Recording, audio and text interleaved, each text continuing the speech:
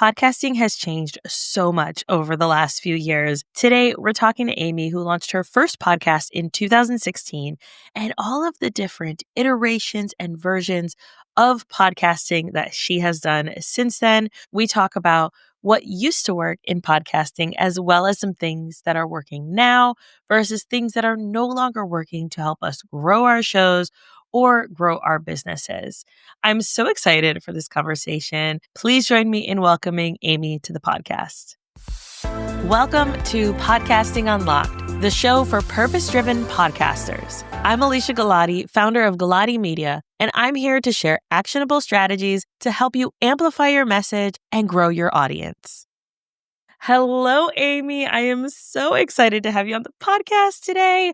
We are both part of the Feminist Podcasters Collective, and I have so enjoyed getting to know you over the last few months in that space. So if you could start by telling everyone who you are, what you do, and a bit about your show. You bet. My name is Amy Stone. I am building a media channel which is centered around this podcast. I struggle with this whole question of giving myself a title. I think it's hard because the words don't work as well as I think they used to. Like, what does it mean to be a podcaster in 2025? Another word that I can claim as a title would be coach, which is a really ambiguous word that means different things to different people. I am Amy and I'm out here doing my thing. And the name of the show, I think you gave, The Art of Imperfect Adulting, is the project I'm working on. I love that. And so for our audience, let's dig into the show a little bit more. When did you launch and what kind of cadence do you have? What was your kind of like the impetus of like, I'm going to launch this show and it's going to be great. I think we all have that kind of moment of like, I'm going to be the next incredible podcaster. We're not going to mention the guy who we don't want to name here, but like, I'm going to be the next incredible podcaster. And it's going to be easy. It's just going to flow. I like to talk, but like, what was that kind of moment of like, I'm going to launch this podcast for you? So I don't know if I definitely have a pie in the sky vision that I hold on to as a possibility, but this is my third podcast. And so with this one, I did not have any preconcept of that it would be easy. There were parts of it I had done before. So I launched my first podcast in 2016. It was hobby-based around my hobby of running and triathlon. And then I talked all about that for many years and hit a point where I was like, yeah, I have nothing more to say. All out, finished. And then I was building a coaching business. I had a very small podcast that I just was like, it was really like sort of me just talking it out, verbally processing what were my ideas in a format that was a little bit public facing. But okay, so I'm 51 is how old I am. And The Art of Imperfect Adulting is based on this like awareness that I have not yet hit this point in my life where I understand what I'm supposed to be doing. To be able to be like, yeah, I'm really good at this whole adulting thing. Like, you should listen to me. And also this experience that I kept having over and over again, enough that it was worth talking about, which is that the really good advice that I would get from people, not just this week, but years and years ago, came from unexpected places, not necessarily from the experts I was hiring to teach me about things, but more from somebody who would raise their hand and be like, oh, I did that. And let me tell you how it went. And that might be unclogging my garbage disposal, buying a house, raising a kid, walking through the grief after my dad died, doing really unexpected things. The advice we get as we go through life is that whenever you have a question, you go find the person who's got the license and the degree and the diploma and the office to help us, right? So I was like, maybe I'm crazy. But what I wanted to do, I had a choice, right? I could be like, let me tell you my thoughts about this. But I'm very aware that I'm just me, Amy. My experience is just mine. And sometimes that hits the nail on the head. But I was like, this is a place where I could help other people share their stories and really try and cross the lines of some things that have become very deeply siloed in modern technology, which is great, right? Like when you know the question you have and you know who to go talk to, finding a specialist is really helpful. If you're like, I have asthma, I need to go see a pulmonologist, great. You're off to the races, right? But when you're more like, I have a pain in my chest and Google tells you you're dying and you don't know who to ask, then you're caught in this like weird spot. Like, who do I go to? It's so helpful to have somebody be like, hey, here are 5 things you can try. Or, oh my gosh, I did that and it worked. Or, oh my gosh, and isn't that hard? Whatever. So those were sort of the ideas that were bouncing around in my head. I now know, fast forward about a year into this project, I know that this is an industry ambiguous event. Like, it's not tied to any one industry. And also, very importantly, to me, it's age group ambiguous in that I am not trying to say this is for new moms or step parents or divorced people or over 50.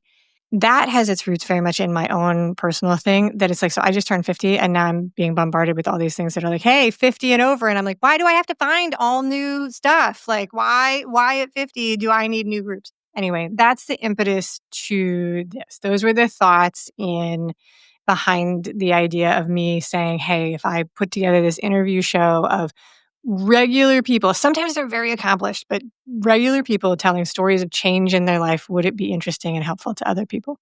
Wow. I love that so much because one, we have a few clients that are in that midlife space and their focus, right? I mean, they're experts in their own right. And so a lot of their focus tends to be around midlife specifically.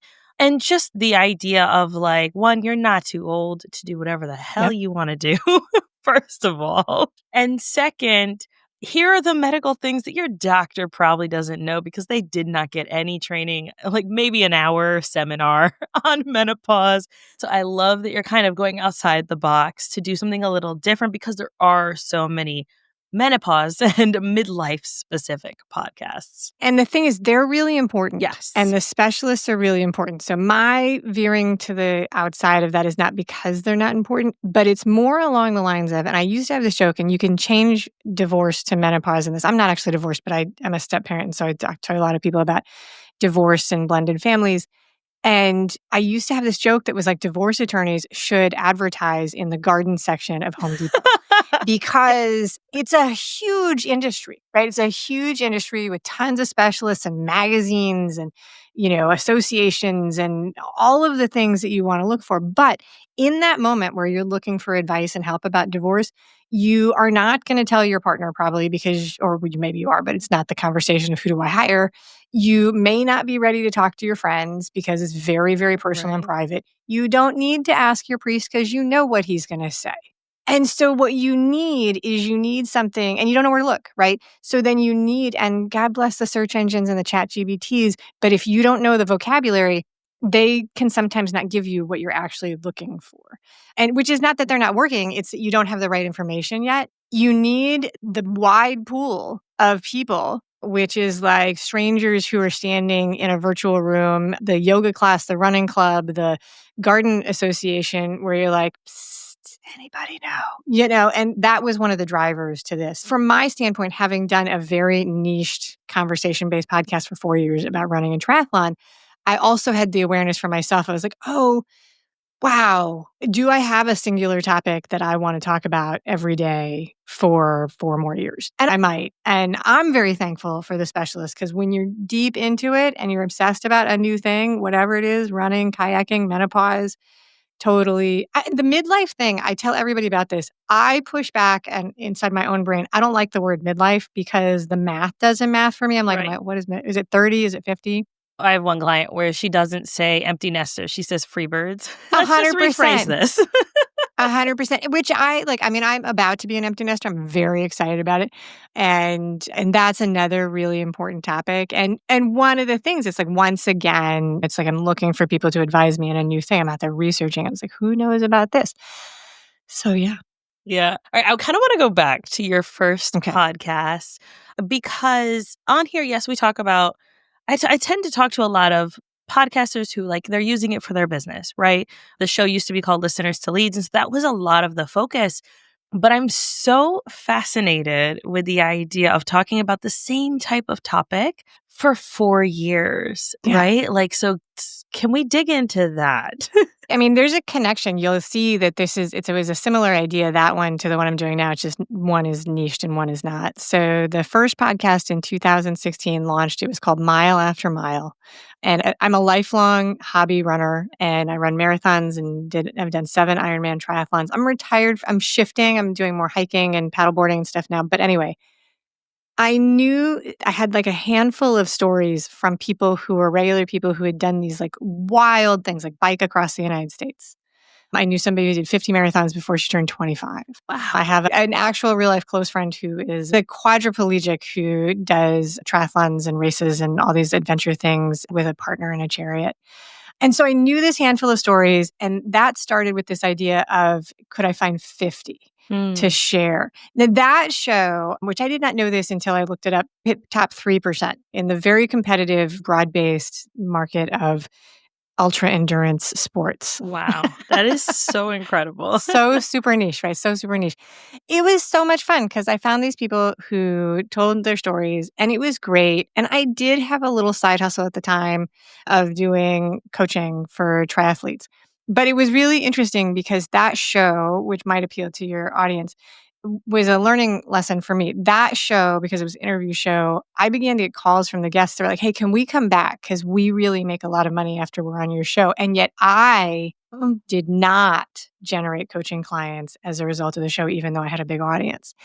And so that was a learning experience to me, which you probably already know, which is that being the host of the show sets me up as an authority, but Mhm. I'm building my own audience. It's actually a different thing than guesting on somebody else's show and sharing your story to them as someone who has a product. Yeah. Oh my goodness. I don't think we've like dove into the intricacies of this. And I tend to talk to about it with people personally, but it's this idea of when you are a host and you're featuring other people, if you have your own business, you have to toe a line Right, of I am the expert and these are the services I offer. And here are examples of how I do that with my clients.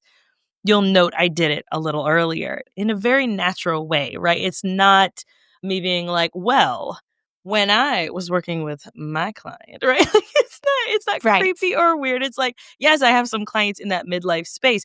And so someone who's a podcaster in the midlife space might say, ooh, I wonder if I should do a session that's with right. Alicia because she knows about this industry. Cool. It's very natural. But new podcasters tend not to do that, and especially women, right? You're a coach, you get it. Yep, Women yep, tend not to put themselves out there in those ways of like, "Oh, well, let me just feature you. Let me just tell your yes, story. Let me just make sure that my audience gets what they need." And I think it's towing that line of like, yes, this a guest can get some great results. Maybe you interview someone who has running gear, right? right. Cool, we can do this, but I better get a 10% kickback because yes, I also love your Yes. products, right? So like, Yeah, it is really understanding the flow. Yeah, no, 100%. So I learned that then, and I knew that going into this on interview podcast. I was like, yeah, because it is, when you're having somebody on the show, there's only a few reasons people will guest on a podcast. Some people do come because they really just want to tell their story, right? They right. don't have an agenda. But the majority of people have a book or a show or a company or something that they're doing. And that's good. Like that's why they're willing to tell their story, and they have a story that's ready to be told, which is significant. Yes. And the other thing that which much more, so many podcasts really are just business to business, and they have purpose. Like it's like when you're launching a new podcast or something, to go and find a show that is like, here's how you do this, and then you listen to a bunch of vendors. Super helpful. Super helpful. It's not what I do, but it is super helpful.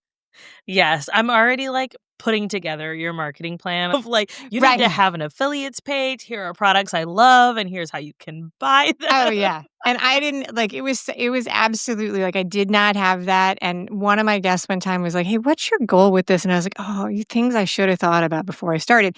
So with Mm. Imperfect Adulting, I did actually sit down and think about it. And I had 100 conversations with people before I launched to work through the idea, which was good because when I started those conversations, I was not good at explaining it and it wasn't all the way fleshed out. And people were like, we don't get it and we Mm. don't understand what you're talking about. And I was like, okay, keep going.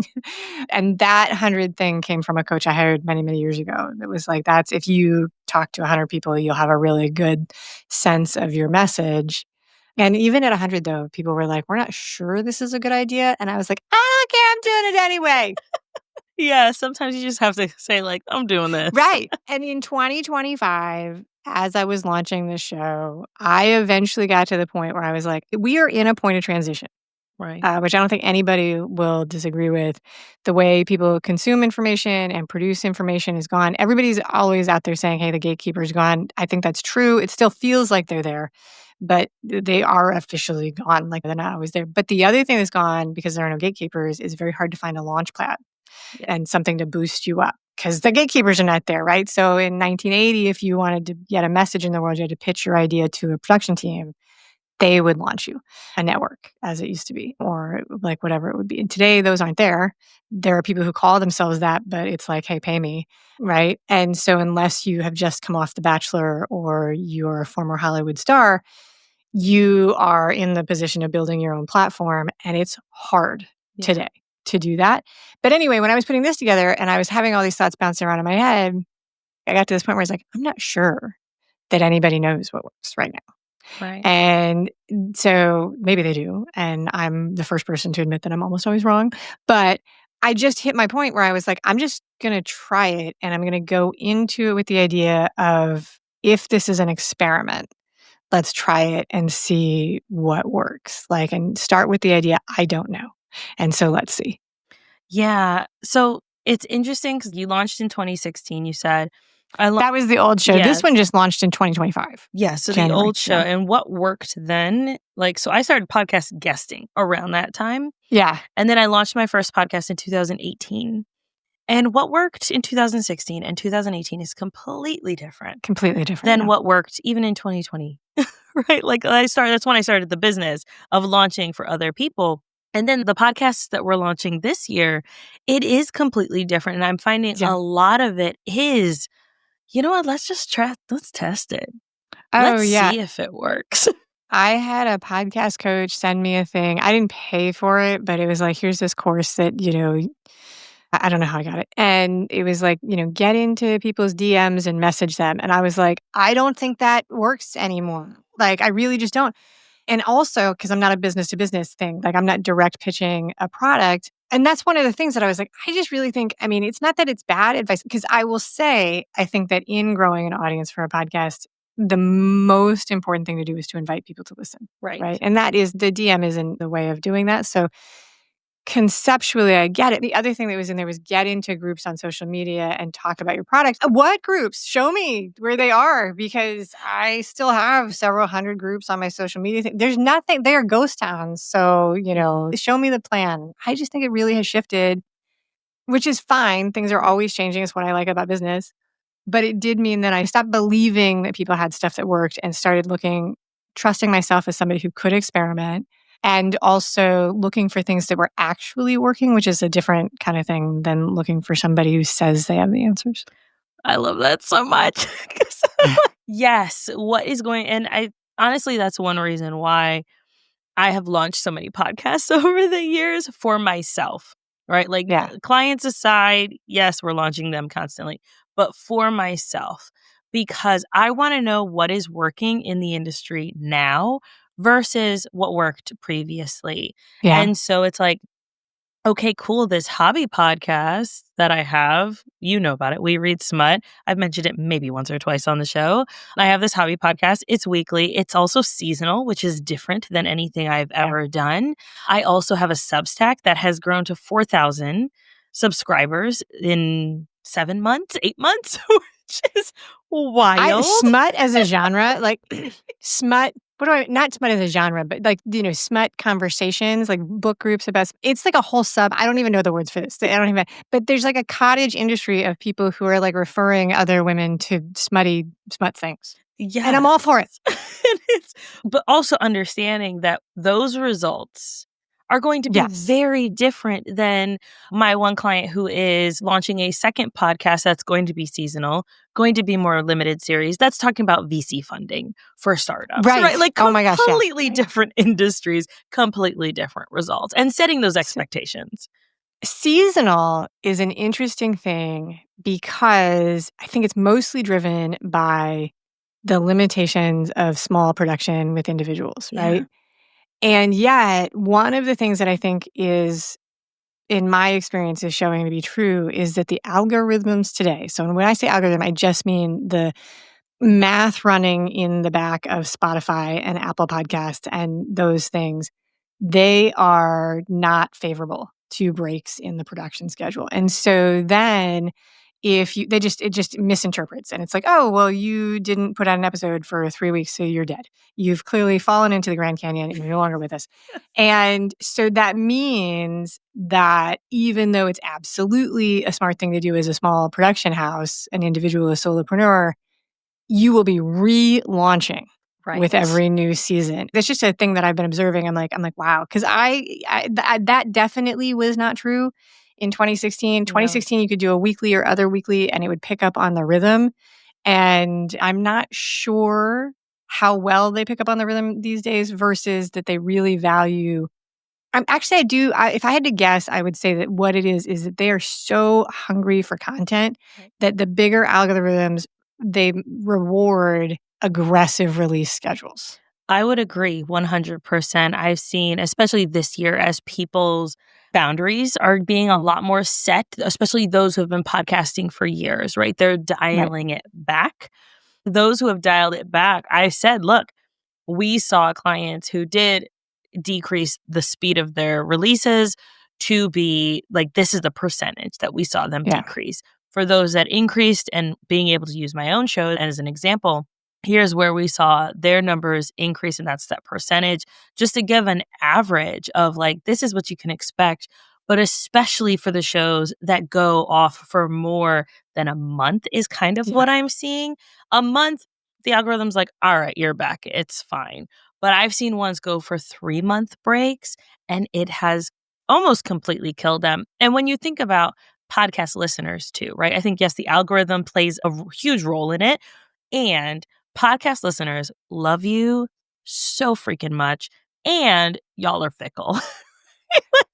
It's even, I mean, it's like as a I do it too, though. Yeah. If somebody says that, because, how far are you going to scroll down your list? Like there's a small amount of real estate on the little gizmo that we use to play for it. So there are podcasters who I love who are seasonal, highly produced, wonderful shows. So I know they can't do it over and over again all the time. But if they're not there for a long time, I'll come back when I know you're back. I'll remove you off of my listen list. I think that feeds into the fact that the way people consume entertainment and information has really shifted in the last 10 years.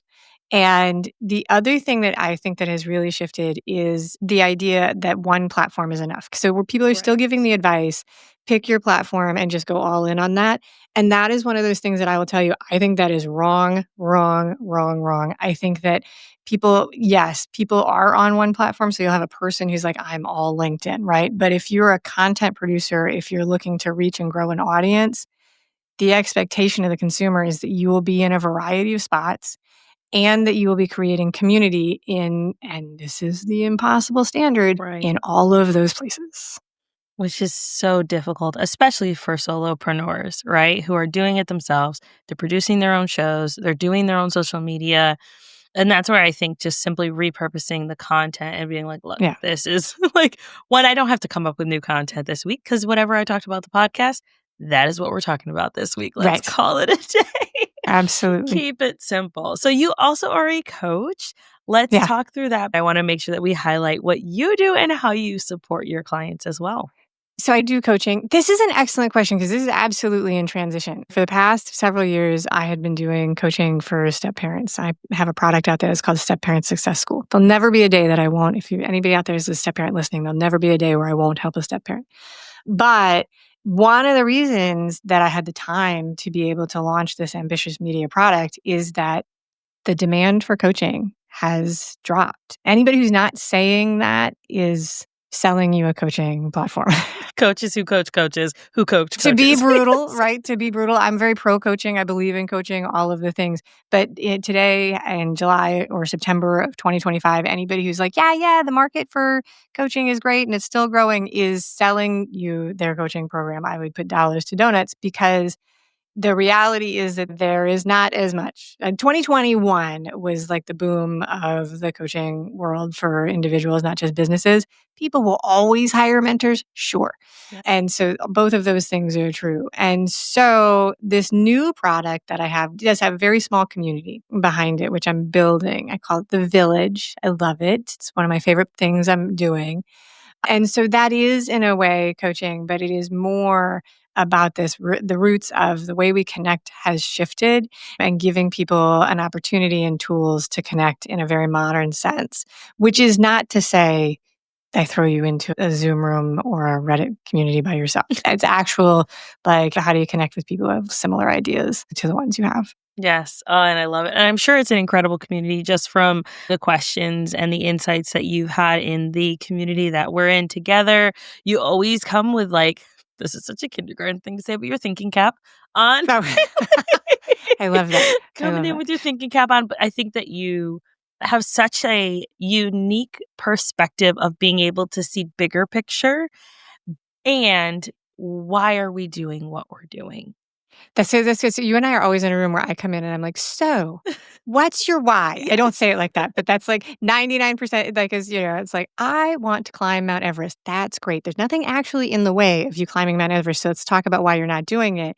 And I think that maybe that goes back to your triathlon coaching as No, well. people used to ask as a triathlon coach, people used to say to me all the time, they're like, I want to get up at 5 o'clock in the morning. And I was like, Why? okay, not to be a jerk, but just set your alarm and get up. And they're like, well, that's not good advice. And I'm like, that's actually the only advice. And I was like, because there's no other like answer there. And I was like, if you had a flight at 6 a.m., you would set the alarm clock and you would get there, right? So then the question really does become, what is your reason? And then you back it out. Because if in that conversation, which I had like 1,000 times with people, it turns out that your partner, your life partner, your spouse, whatever, works until 8 p.m. And so the time you have together is between like 8:30 and 11 or 8:30 and 1. Or, you love gaming and you do that. Whatever it is, if there's something enjoyable late at night, that's important stuff, Right. right? That's important stuff. And so honoring those two things and seeing if they fit together is the work of figuring out how you're going to do it. Yeah. Do you want to give up quality time with your kids and the people you live with in order to do a run at 5 a.m.? That's up to you. I mean, I'll just be the one to say, the run you do at 5 a.m. has the same impact as the run you do at 2 p.m. Yep. I just for anybody listening, there's no magic other than in my 51 years, I will say very few things are scheduled in the way of the 5 a.m. workout. So the time is free on the calendar. Yeah. And so I'm not a morning person. And so anyone Yeah. who's like, oh, I have to get up at this time, or like when my husband was like, I need to start working out more regularly, I'm going to be up at this time. And I'm like, you do know you could do it in the afternoon. But Literally no, the and same I thing. am a morning person. I am a morning person. That is when I do it. And I'm the first person to say, no one else needs to do it that way. Because I think that, well, and this dovetails into the group that gives us, brought us together. There's a risk of turning it into a value statement about, like there's a lot of bravado around the 4:30 a.m. wake up, like, does it make you a better person if you get up at 4:30 in the morning? I don't think that it makes me a better person. In fact, it puts me at odds with the young adults that I live with. They keep a different schedule. Very different. Multiple times this past summer, when everybody was home early this summer, like people were coming home and I was up. Like they were coming home from their nighttime activities and I was up for the day. And I was like, all right. Yeah. Oh my goodness. I can imagine. So, your community that you've created, you said it's specifically for step parents.